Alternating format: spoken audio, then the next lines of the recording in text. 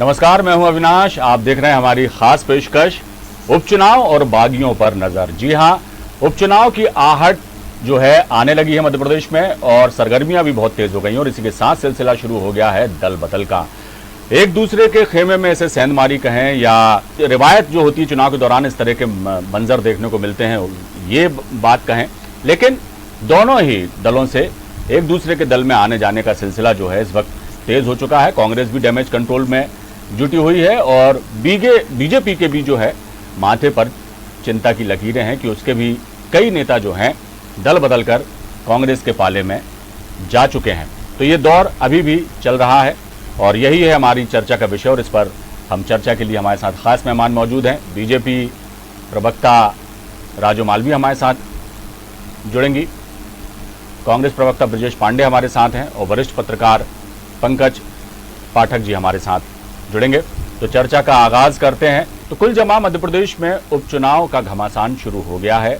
एक दूसरे पर आरोप प्रत्यारोप का दौर तो लाजमी है कि उपचुनाव में जिस तरह से एक दूसरे प्रतिद्वंदियों पर हमले किए जाते हैं वो दौर तो चल ही रहा है। साथ ही पार्टी छोड़कर दूसरी पार्टी में शामिल होने का जो सिलसिला है वो भी देखने को मिल रहा है। उपचुनाव के पहले ही बागियों को मनाने में जहां कांग्रेस जुटी हुई है, ग्वालियर चंबल में उम्मीदवार घोषित होने के बाद कई जगह विरोध के स्वर मुखर होते दिखाई दे रहे हैं। ग्वालियर चंबल में असंतुष्ट नेताओं से खुद पीसीसी चीफ कमलनाथ मुलाकात करेंगे और डैमेज कंट्रोल करने की कोशिश करेंगे। महेंद्र सिंह बौद्ध दल बदल कर अब बीएसपी में आ गए हैं, लिहाजा ये भी एक चिंता का विषय है। कांग्रेस के दिग्गज नेता माने जाते रहे महेंद्र बौद्ध, जो अब बीएसपी के साथ उन्होंने बीएसपी का साथ पकड़ लिया है।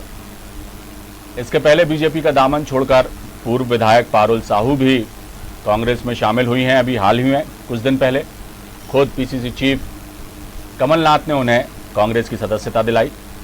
तो उपचुनाव के पहले बागियों को मनाने में जहां कांग्रेस जुटी हुई है तो बीजेपी में भी बगावती तेवर दिखाई दे रहे हैं। कई ऐसे नेता हैं बीजेपी के जो पार्टी का साथ छोड़कर कांग्रेस में शामिल हो गए। सिलसिला एक तरह से देखा जाए तो ज्योतिरादित्य सिंधिया के कांग्रेस छोड़कर बीजेपी में शामिल होने के बाद से ही शुरू हुआ। जिस तरह से ज्योतिरादित्य सिंधिया ने सालों कांग्रेस में रहने के बाद बीजेपी का रुख किया और बीजेपी में वो शामिल हुए, उसके बाद से ये सिलसिला चल पड़ा है।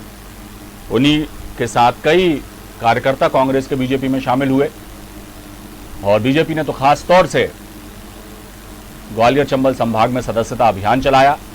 ज़्यादा से ज़्यादा लोगों को बीजेपी में जोड़ने की कोशिश की गई, दावे भी किए गए हजारों कार्यकर्ताओं को बीजेपी में शामिल करने के। तो चुनौती जो इस वक्त है सबसे बड़ी देखने को मिल रही है वो ग्वालियर चंबल संभाग में है, जो ज्योतिरादित्य सिंधिया का गढ़ माना जाता है।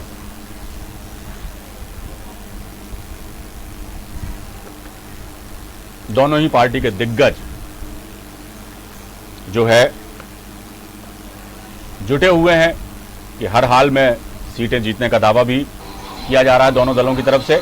और हमारे साथ जुड़ गए हमारे खास मेहमान ब्रजेश पांडे जी हमारे साथ हैं, कांग्रेस प्रवक्ता हैं। ब्रजेश जी आपका बहुत स्वागत। राजू जी आपका बहुत स्वागत, बीजेपी प्रवक्ता हैं राजू मालवी जी। पंकज पाठक जी हैं, वरिष्ठ पत्रकार हैं, ये भी हमारे साथ जुड़ गए। पंकज जी आपका बहुत स्वागत। सवाल सबसे पहले राजू जी आपसे चर्चा का आगाज मैं करूंगा। जिस तरह से बीजेपी के कई नेता पिछले दिनों कांग्रेस में शामिल हुए और दल बदल का दौर जो मध्य प्रदेश में उपचुनाव के पहले देखा जा रहा है, क्या कहेंगी? क्या वजह रही, क्या कमी रह गई, क्या मान सम्मान नहीं मिला जो बीजेपी के कई नेता जो हैं वो पार्टी का दामन छोड़कर कांग्रेस में शामिल हो गए? मुद्दा यही है कि जिस तरह से उपचुनाव नजदीक आ रहे हैं, कई नेता जो है अपने दल बदल जो है वो हो रहा है। राजू मालवी जी से हम चर्चा कर रहे थे। राजू मालवी जी आप कुछ कह रही थी, क्या वजह आपको लगती है कि जो इतने पुराने साथी थे आपके और वो क्या वजह रही कि वो साथ छोड़कर अब दूसरे दल में जाकर उन्होंने वहां पर सदस्यता ग्रहण की और ये दौर चल रहा है, क्या कहेंगी?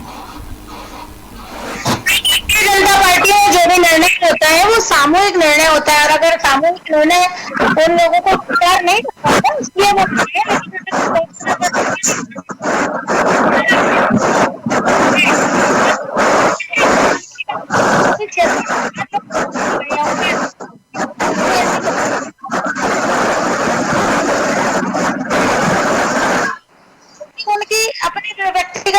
महत्वाकांक्षा व्यक्तिगत इच्छाएं पूरी नहीं होती चलेगा।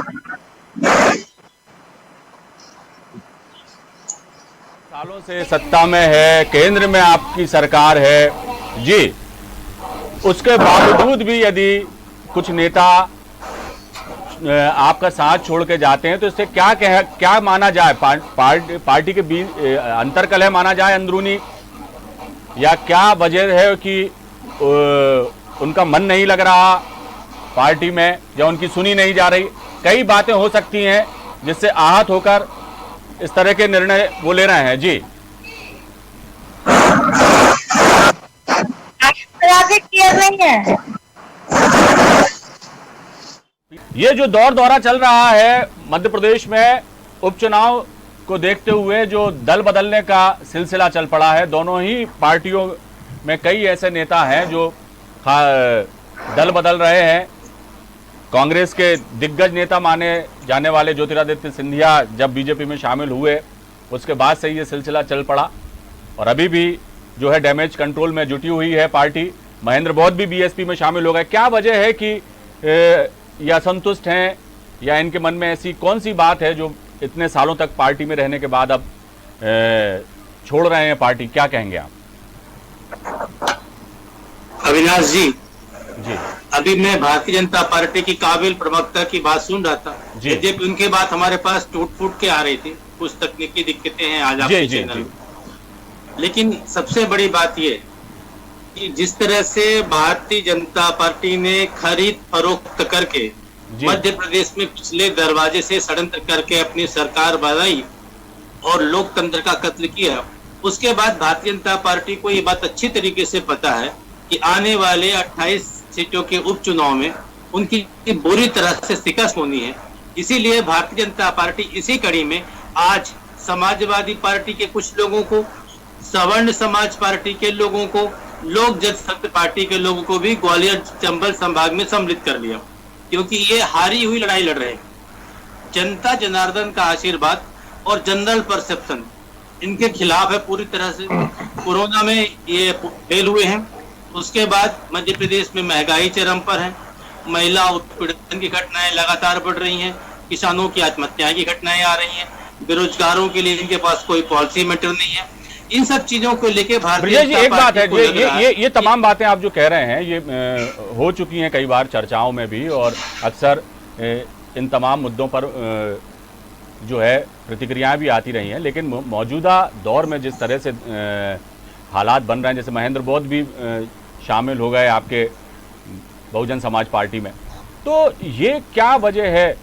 जब आपकी सरकार थी उस वक्त भी जो कैबिनेट मंत्री थे, मंत्री तक बनाया गया। एक महत्वाकांक्षा होती है किसी भी राजनेता की, जब वो विधायक का चुनाव लड़ता है उसके बाद उनकी महत्वाकांक्षा होती है कि कोई उन्हें पद मिले। तो ऐसे कई जो नेता थे आपके, मंत्री पद उनको मिल गया, उसके बावजूद भी मंत्री पद को त्याग करके उन्होंने जो है ज्योतिरादित्य सिंधिया का साथ दिया, और वो लोग जो है तमाम जाके बीजेपी में शामिल हो गए।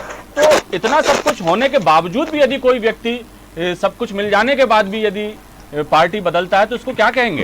पंकज जी, जब तक तकनीकी खामी को हम ठीक कर रहे हैं तब तक आप बताइए कि आपने तो इतने दौर कई चुनाव देखे, कई सरकारें आती जाती देखी हैं आपने, और ये हमेशा ही ऐसा होता है कि जब चुनाव आते हैं तो दल बदल देखने को मिलता है, लेकिन इस बार कुछ ज्यादा ही देखने को मिल रहा है। रोजाना ही कोई ना कोई ऐसी खबर आ जाती है कि किसी ने अपनी पार्टी का दामन छोड़कर किसी पार्टी का साथ। ये जी हर चुनाव में जब भी कोई चुनाव होता है, वो आम चुनाव हो या विधानसभा चुनाव हो अथवा जो भी बाई इलेक्शन है, जैसे ये मध्य प्रदेश के इतिहास में पहली बार ऐसा बाई इलेक्शन हो रहा है जो बहुत बड़ा बाई इलेक्शन है।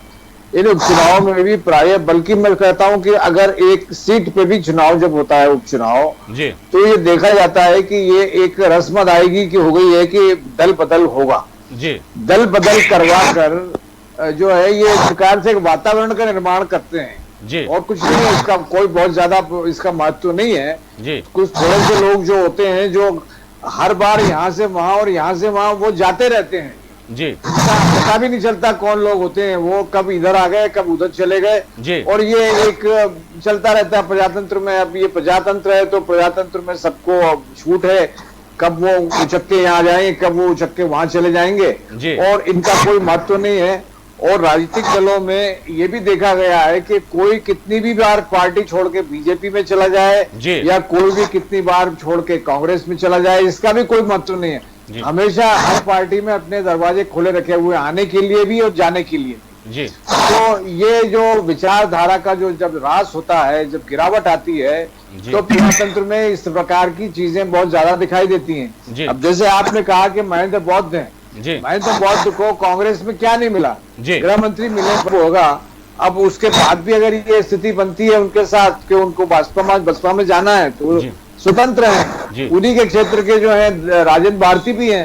राजेंद्र भारती जो है वो हमेशा जो है चुनाव जो है फिर वो निर्दलीय लड़ते थे, वो उनको कांग्रेस से टिकट नहीं मिलती थी, तो वो अपने जब दम पे जीत के आ जाते थे दतिया से। तो ये सब चलता रहता है। मगर मैं सोचता हूँ कि पार्टियों को इन दल बदल की राजनीति से एक सस्ती लोकप्रियता हासिल करने के बजाय विचारधारा पे कायम रह के स्वस्थ राजनीतिक परंपरा का निर्माण करना चाहिए, स्वस्थ राजनीतिक लड़ाई लड़ना चाहिए, स्वस्थ चुनाव में हिस्सेदारी करना चाहिए, एक नजीर कायम करना चाहिए, बजाय इसके कि ये छुटपुट इस तरह के दल बदल करवा के। और मैं बता रहा हूँ ये दल बदल होते नहीं है, ये दल बदल स्थानीय नेता जो है करवाते हैं एक वातावरण का निर्माण करने के लिए। जी, ये हर बार ही एक किस्म से रिवायत सी बन गई है कि जब भी चुनाव आते हैं तो इस तरह की चीजें देखने को मिलती है। ब्रजेश जी, आपको मेरी आवाज सुनाई दे रही है क्या? मैं आपसे एक सवाल चाहूंगा पूछ। जी, आपकी आवाज आ रही है। अभी जैसा पंकज पाठक जी ने किया, माफ कीजिएगा, कहा कि हर बार ही चुनाव में इस तरह की चीजें देखने को मिलती है, एक रिवायत सी हो गई है और स्थानीय स्तर पर नेता जो है वो दल बदल कराते हैं। क्या इससे हासिल होता है और ऐसा लगता नहीं आपको कि जनता सब कुछ समझती है? असल क्या है कि दल बदल विधेयक के कांग्रेस पार्टी हमेशा खिलाफ रही है और कांग्रेस पार्टी की स्पष्ट रूप से मानता रही है कि दल बदल विधेयक कानून जब इस देश में कांग्रेस लेकर के आ रही थी तो इसमें भारतीय जनता पार्टी ने 1985 में जब संविधान संशोधन विधेयक को लेकर लाया जा रहा दल बदल विधेयक कानून, तब भी भारतीय जनता पार्टी ने विरोध किया था। मेरा ऐसा मानना है कि इस कानून के खिलाफ संसद से सख्त, जैसे संसद चल रही है वहां से सख्त से सख्त अध्यादेश पारित करना चाहिए और जो भी जनप्रतिनिधि अगर इस तरह की हरकत करता है तो उसको पूरे 10 साल नहीं, उसको 20 साल तक चुनाव लड़ने के लिए अवैध घोषित कर लेना चाहिए। क्योंकि एक निर्वाचित सदस्य जो होता है वो स्वेच्छा से किसी राजनीतिक दल का सदस्य बनता है और उसके बाद जब वो कहीं उसको अच्छा ऑफर मिलता है तो अपनी पार्टी को छोड़ करके अपनी पार्टी में छुरा भोग के दूसरी पार्टी में जाता है। ये लोकतंत्र की शुद्धता के लिए अच्छी बात नहीं है। और सबसे बड़ी बात यह है कोई भी सदस्य जो है वो सदन में पार्टी के विपरीत जब जाता है तो न सिर्फ इससे देखा जाए तो हत्या होती है, बीच में इसके खिलाफ गलत संदेश जाते हैं। तो ब्रजेश जी, इसका मतलब ये है कि जो बातें नेता अक्सर करते हैं जनता के सामने, जन सेवा की बात करते हैं कि हम सेवा कार्य के लिए राजनीति में आए हैं, लेकिन सेवा की जगह उनके जो निजी स्वार्थ हैं वो ज्यादा हावी हो जाते हैं, जनता की सेवा एक तरफ हो जाती है। सवाल किया अविनाश जी, भारत के संविधान की 10वीं अनुसूची में दल बदल विरोधी कानून लाया गया था और आपको शायद सवाल सुनाई नहीं दिया ब्रजेश जी, मैं क्या कहना चाह रहा हूँ, अगर कोई राजनेता हावी क्यों हो जाते हैं, वो उनको प्राथमिकता इतनी क्यों दे दी जाती है कि अपने विचारधारा को छोड़कर अपनी जिस पार्टी में रहते हैं उस पार्टी में मान सम्मान मिलने के बावजूद भी अपने निजी हितों को साधने के लिए दूसरा दल में बैठ जाते हैं जाके, ये क्यों होता है? बन गई हैं वो जो भी राजनेता है और राजनीतिक लाभ के लिए और पद के लालच के लिए अपने सिर्फ दल के साथ धोखा देते हैं बल्कि जनता जनार्दन के उस विश्वास के साथ धोखा देते हैं जिसको लेकर जनता उन्हें 5 साल के लिए चुनती है। ये लोकतंत्र के लिए अच्छी बात नहीं है और मैं समझता हूँ सबसे बड़े लोकतांत्रिक मुल्क भारत के अंदर इसके खिलाफ बड़ा कठिन कानून बनना चाहिए क्योंकि कोई भी फैसला अगर कोई राजनीतिक दल करता है तो उसमें उसको सबसे अहम बात होनी चाहिए उसका जो सामूहिक आधार पर उसे डिसीजन लेना चाहिए पार्टी को और उससे परमिशन लेके करना चाहिए। इस चीज को भी इस कॉज में जोड़ना चाहिए तब जाकर के कुछ हो सकता है। एक व्यक्ति की बात हो गई, एक व्यक्ति विशेष की बात हो गई जो अपने निजी स्वार्थों के लिए पार्टी बदल लेते हैं, लेकिन पार्टियां भी तो खुद जोड़ तोड़ कम नहीं करती हैं और जब कोई दूसरी पार्टी का व्यक्ति उनकी पार्टी में शामिल होता है तो बड़ा जश्न मनाया जाता है और जोर शोर से उसका स्वागत किया जाता है। तो पार्टियां भी तो कम कोशिशें नहीं करती इस तरह की। राजू मालवीय जी, क्या कहेंगे आप?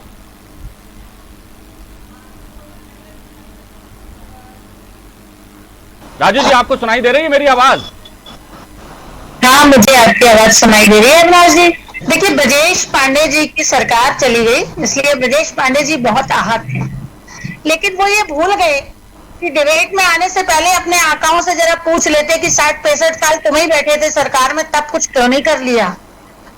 और इनके यहाँ तो अभी माननीय भीमराव अंबेडकर जी का चर्चा कर रहे थे, तो भीमराव अंबेडकर जी तो बहुत सारी बातें कह के तो बहुत सारी बातें कह के गए, लेकिन एक बार वो बात करते हैं, दूसरी बार उसी बात का विरोध करते हैं। चाहे न्यायिक संस्था हो चाहे अन्य संस्था हो, जब इनके हित की, इनके स्वार्थ की बात होती है तो सब कुछ ठीक होता है, और जब इनका स्वार्थ सिद्ध नहीं होता तो वो सब चीजों का विरोध करना शुरू कर देते हैं जो चीजें कभी उन्हीं के द्वारा की गई थी। तो इसलिए ब्रजेश जी को पहले तो अपने लोगों से पूछ लेना चाहिए, अपने नेताओं से, अपने आकाओं से, कि बोलना क्या है।